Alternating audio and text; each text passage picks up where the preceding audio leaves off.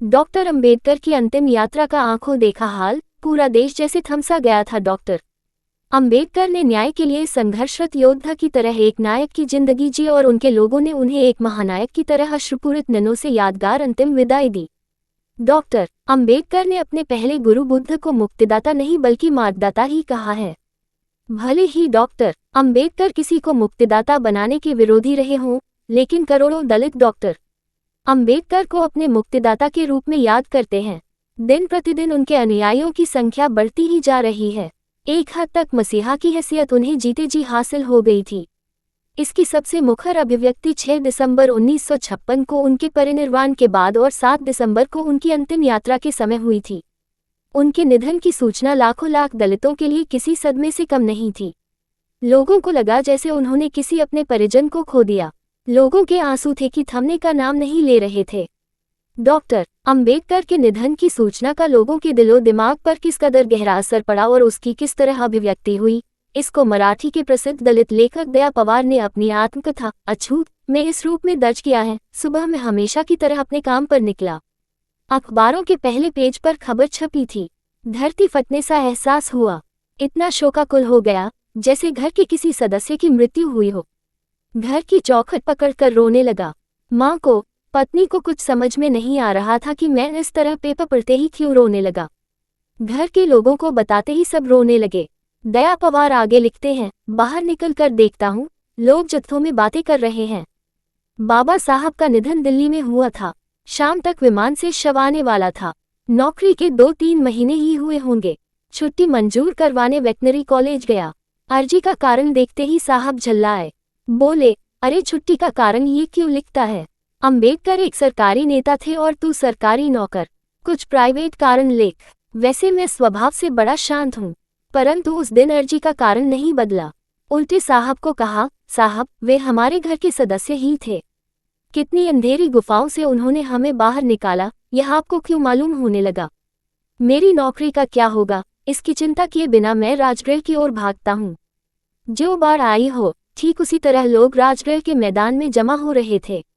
इस घटना ने सारे महाराष्ट्र में खलबली मचा दी। .168-169 जिस अथाह वेदना, दुख और गहन पीड़ा की अभिव्यक्ति दया पवार ने की है, जिस तरह उन्होंने उन्हें याद किया है और उनके प्रति जो आत्मीयता प्रकट की है, वह मनोवेदना और विचार अकेले दया पवार के ही नहीं, लाखों भारतीयों के भी थे।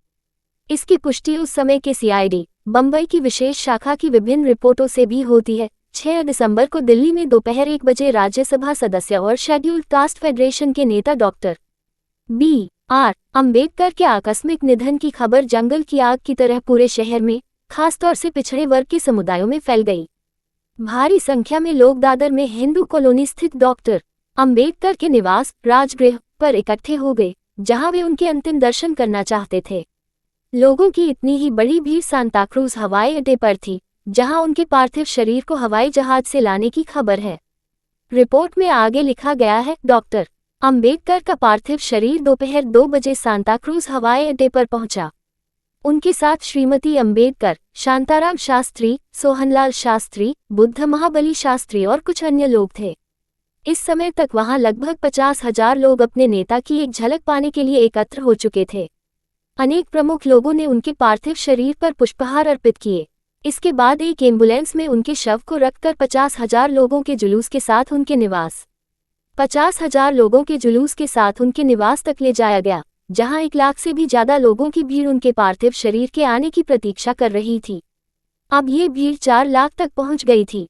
Doctor Baba Saheb Ambedkar and the movement of untouchables खंड 1 से हिंदी अनुवाद कंवल भारती। डॉक्टर अंबेडकर के जीवनीकार धनंजय कीर उनकी अंतिम यात्रा के बारे में लिखते हैं कि उत्तर बंबई का सारा यातायात 5 घंटे बंद पड़ गया था।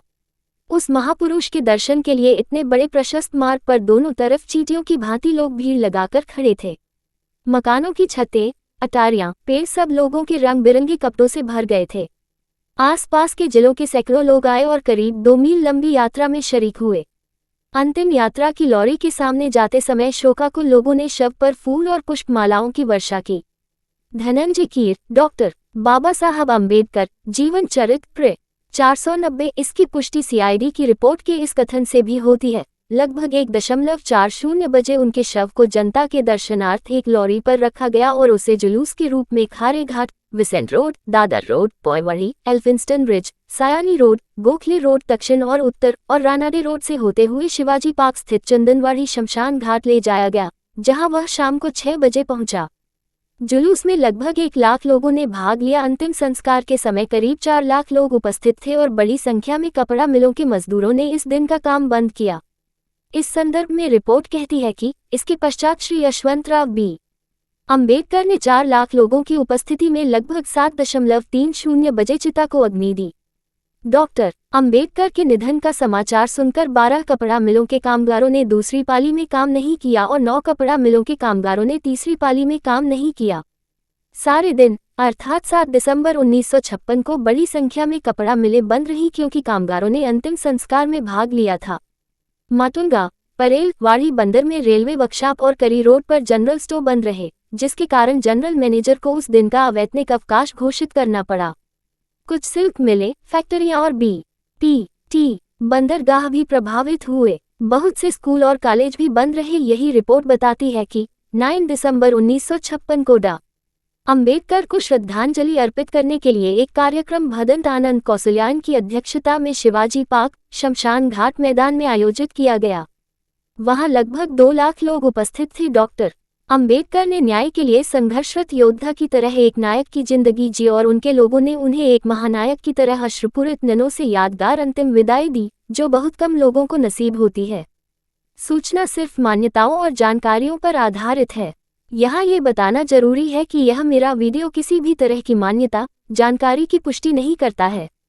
किसी भी जानकारी या मान्यता को अमल में लाने से पहले संबंधित विशेषज्ञ से सलाह लें। धन्यवाद।